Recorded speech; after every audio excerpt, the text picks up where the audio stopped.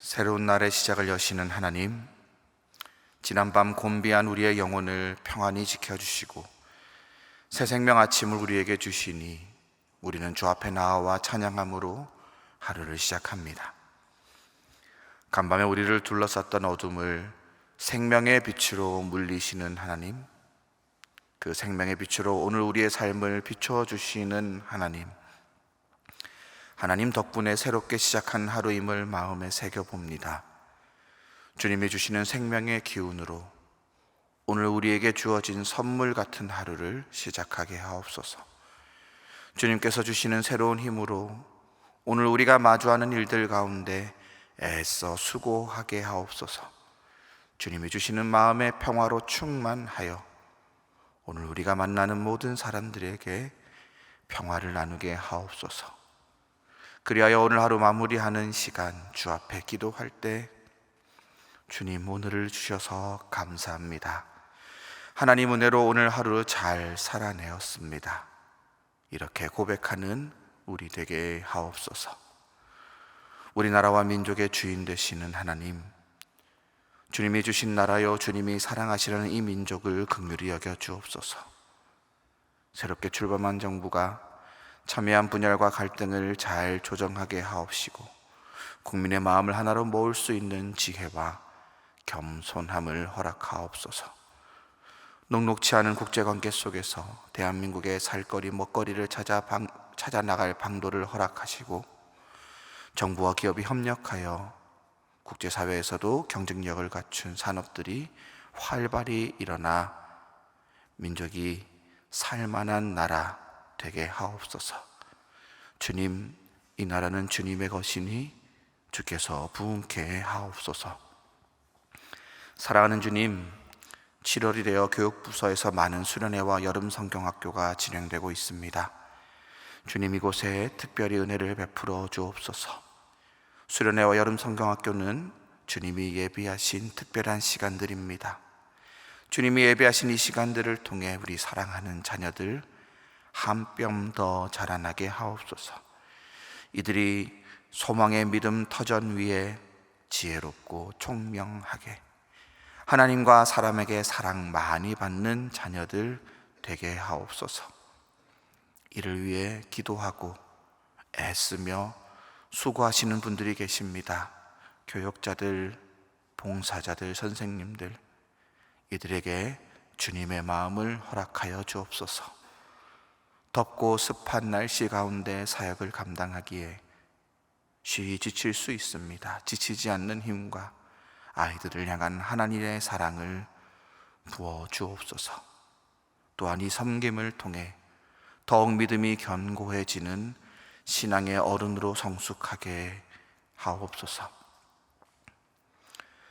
구원을 베푸시는 하나님, 오늘도 예수 그리스도를 받아들이지 않는 가족을 위해 주님께 간절히 기도하는 성도들이 있습니다.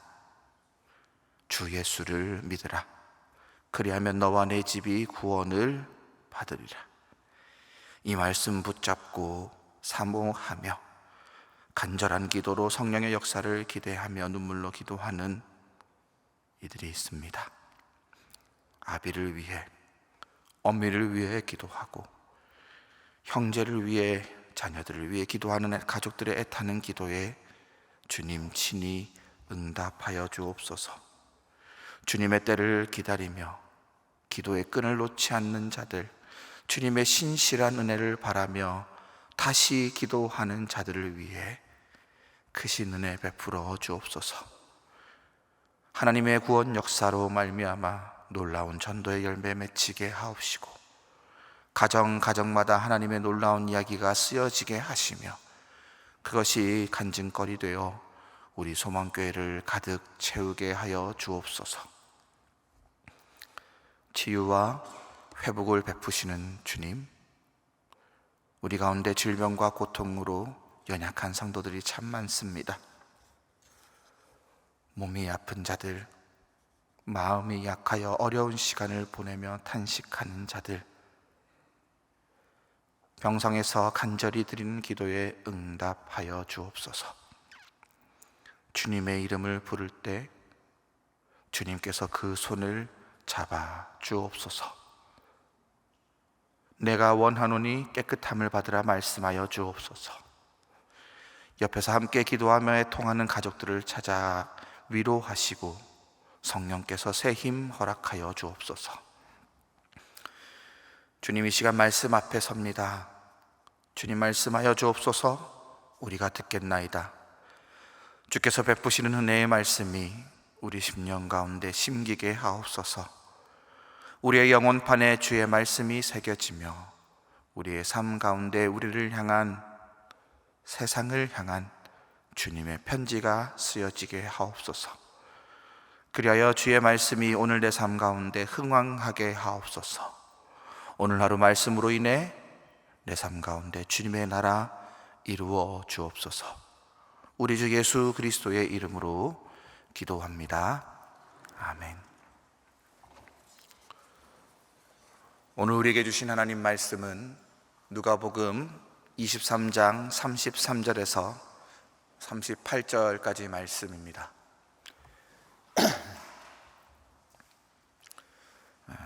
함께 읽겠습니다. 해골이라 하는 곳에 이르러 거기서 예수를 십자가에 못 박고 두 행악자도 그렇게 하니 하나는 우편에 하나는 좌편에 있더라. 이에 예수께서 이르시되 아버지, 저들을 사하여 주옵소서. 자기들이 아는 것을 알지 못함이니이다 하시더라.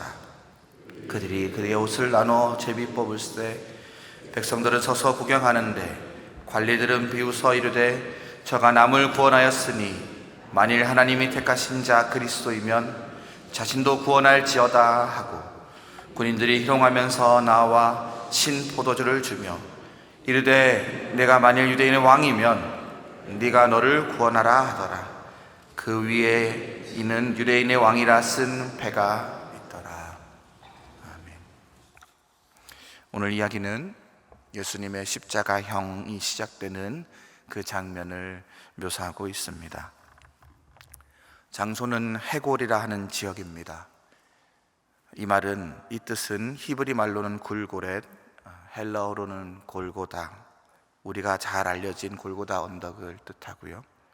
라틴어로는 칼바리아인데 이 말 또한 우리가 아는 갈보리 언덕의 어원이 되기도 했습니다. 해골, 말로만 들어도 오싹한 이 저주받은 곳에 예수님의 생을 마감하는 곳이 되었습니다. 이곳에서 예수님은 두 행악자들과 함께 십자가에 못 박히십니다. 십자가 형벌은 여러분이 익히 아시는 대로 아주 흉악한 범죄자들에게 구형되는 최악의 형벌입니다. 십자가형은 단순한 사형의 집행 방식이 아닙니다. 단번에 죽이는 것도 아니고 십자가에 매달아 놓고 죽을 때까지 기다리고 고통스럽게 하는 형벌입니다. 또한 십자가는 많은 사람 앞에 세워놓고 수치를 주고 저주하고 조롱하게 하는 형벌입니다. 그러니 이 십자가형은 당시 사회가 감당치 못할, 이 사회에서 영구 퇴출되어야 할 최악의 범죄들에 대한 형벌이지요. 예수님이 이런 범죄자이십니까? 아니지요.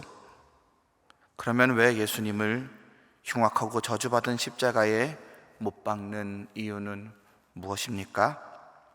이 형벌의 이유에 대해 오늘 말씀은 간접적으로 이렇게 말해줍니다. 37절 38절입니다. 이르되 내가 만일 유대인의 왕이면 내가 너를 구원하리라 하더라. 그 위에 이는 유대인의 왕이라 쓴 패가 있더라.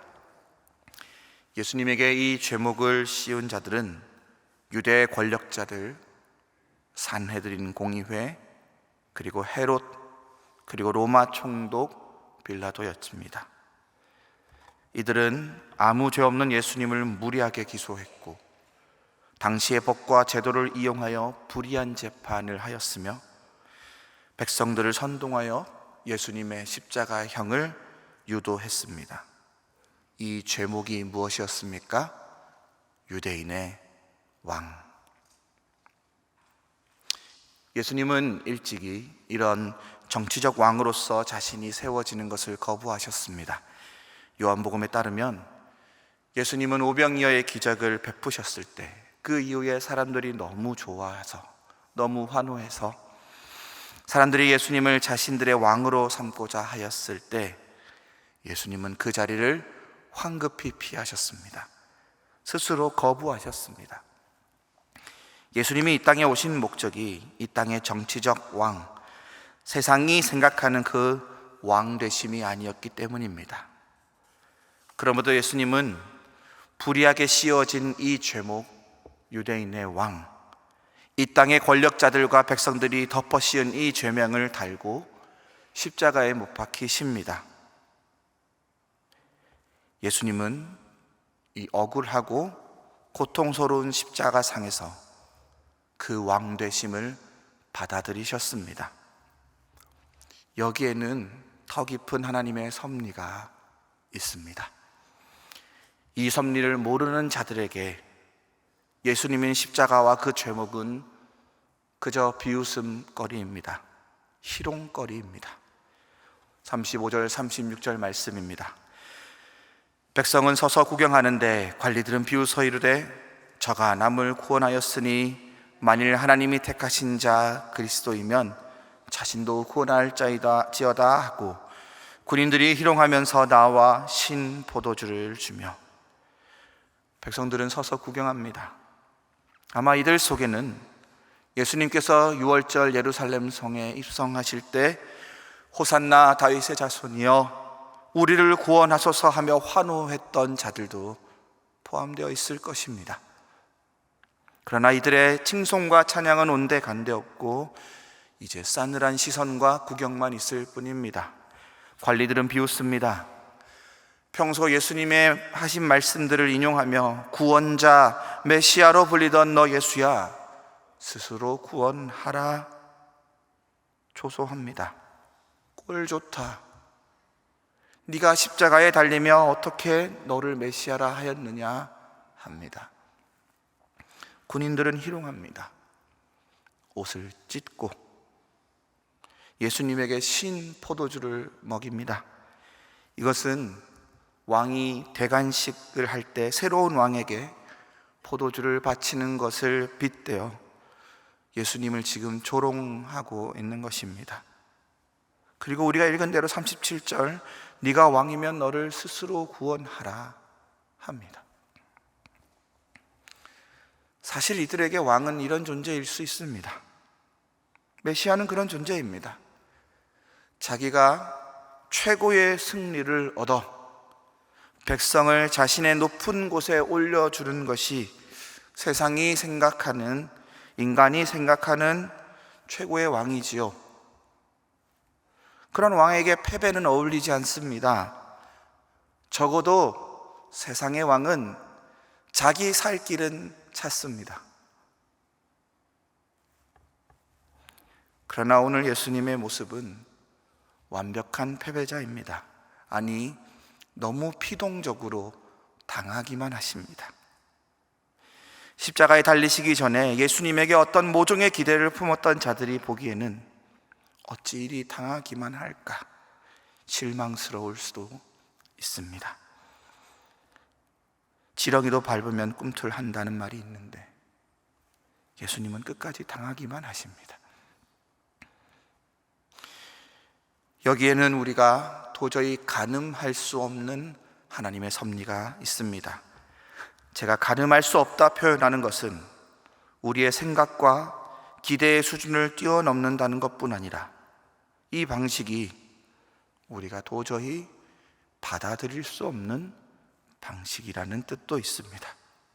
그러나 하나님은 이 방식, 이 십자가의 방식을 계획하셨고 예수님은 끝끝내 순종하셨습니다. 그리고 그런 방식으로 우리의 왕이 되셨습니다. 세상이 바랬던 왕, 아니 우리가 바랬던 왕의 모습과 방식이 아닐지라도 이것이 우리가 받아들이기 어려운 방식이라 할지라도 예수님은 이 십자가와 그리고 부활 사건을 통해 우리의 왕이 되셨습니다. 그 왕은 자기 살 길 찾는 왕이 아니라 자기 목숨을 백성을 위해 내어주고 버리는 왕입니다. 예수님은 그렇게 우리가 가늠할 수 없는 왕이 되셨습니다. 그러면서 오늘 본문에 의하면 예수님은 자신이 이런 왕이다 십자가 상에서 보여주십니다. 첫 번째, 예수님은 용서하시는 왕이십니다. 34절 말씀 우리 함께 읽어보도록 하겠습니다. 이에 예수께서 이르시되 아버지 저들을 사하여 주옵소서 자기들이 하는 것을 알지 못함이니이다 하시더라. 그들이 그의 옷을 나눠 제비 뽑을세. 예수님의 십자가 상에서 첫 번째 발언입니다. 우리가 가상 7언이라고 간추려서 이야기하기도 하는데요, 예수님께서 십자가에 달리셔서 하셨던 7개의 발언 중 그 첫 번째가 오늘 말씀이고, 그 첫 번째 내용은 용서에 관한 것입니다. 왜 용서였을까? 왜 예수님은 그 억울한 십자가에 달려서 모진 고통과 모욕을 당하시면서 용서를 말하셨을까? 아니, 말하셔야 했을까? 예전에 제가 병원 목회를 훈련받았을 때가 있습니다. 호스피스 병동을 잠시 경험한 적이 있는데요, 자신의 생의 불꽃이 사그라드는 시간입니다. 얼마 남지 않은 시간, 아직 정신이 조금이라도 성한 시간, 그때 그분들이 아주 무섭게 자신의 생의 마지막 불꽃, 자신의 생애의 마지막 하고 싶은 것들에 몰두하는 것을 제가 몇 번 경험한 적이 있습니다. 흔히들 버킷리스트라고 하는데요, 내가 이 세상 떠나기 전에 꼭 하고 싶은 것을 적고 그것을 하나하나씩 해나가는 것입니다. 그 버킷리스트 목록 중에 자주 등장하는 주제가 있었는데 제 눈에 굉장히 띄었습니다. 그것이 바로 용서였습니다. 내가 용서해야 할 사람들, 내가 용서해야 할 일들, 그리고 내가 용서받아야 하고 용서 구해야 할 사람들, 그리고 그런 일들, 내가 상처받고 힘든 것이 진실인 만큼 그 이상으로 내가 상처 주었던 사람임도 인정하고 생의 마지막 순간에야 비로소 더 절실히 용서를 갈급해 하시더라고요. 우리 생애에도 이렇게 용서가 중요한가 봅니다. 그런데 예수님에게도 용서는 중요했습니다. 예수님의 공생의 첫 외침도 용서와 관련이 있지요. 기억하십니까? 회개하라, 천국이 가까웠느니라. 회개, 그 돌이킴은 돌이킬 죄를 전제하지 않으면 의미가 없고, 회개하라는 말씀은 돌이키면 용서해 줄 테니 돌아오라는 것이지요. 그리고 그 용서를 이제 십자가 상에서 말씀하십니다. 그런데 그 대상이 참 어렵습니다. 아버지 저들을 사하여 주옵소서. 저들은 누구입니까? 자신을 배신한 백성들과 제자들입니다. 억울한 누명을 씌워 재판한 자들입니다. 그러고도 모자라 비웃고 조롱하는 자들입니다. 십자가에 못 박은 자들입니다. 이들을 향해 예수님은 용서를 하나님께 구합니다. 죄 없느니 예수께서 죄 짓는 자들을 용서하고 계신 것입니다. 예수님의 생의 마지막 불꽃을 태우시는 그 순간에도 예수님은 우리를 용서하시는 왕이셨습니다. 두 번째, 예수님은 기도하시는 왕이십니다. 우리 34절 말씀 한 번만 더 같이 읽어보겠습니다. 이에 예수께서 이르시되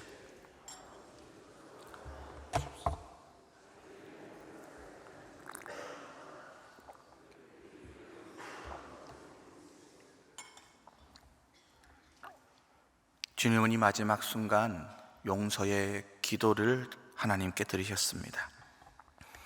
자신이 십자가에 달리시면서까지 주님은 저들을 위해 용서를 구하는 기도를 하셨습니다. 여러분, 십자가가 기도하기 좋은 자리입니까? 우리 교회 같이 쾌적한 환경도 아니고 조용하거나 고요한 침묵이 있는 것도 아니고 죽이라는 아우성과 조롱과 깊은 고통의 소리만, 신음소리만 있는 그곳인데, 그런데 주님은 그곳에서 기도하셨습니다. 아버지, 저들을 사하여 주옵소서. 자기들이 하는 것을 알지 못함입니다. 주님이라고 이 용서가 쉬우셨겠습니까? 예수님은 하나님이시니까 인간의 죄를 용서하는 것도 아주 쉬울 것이라 우리는 착각합니다.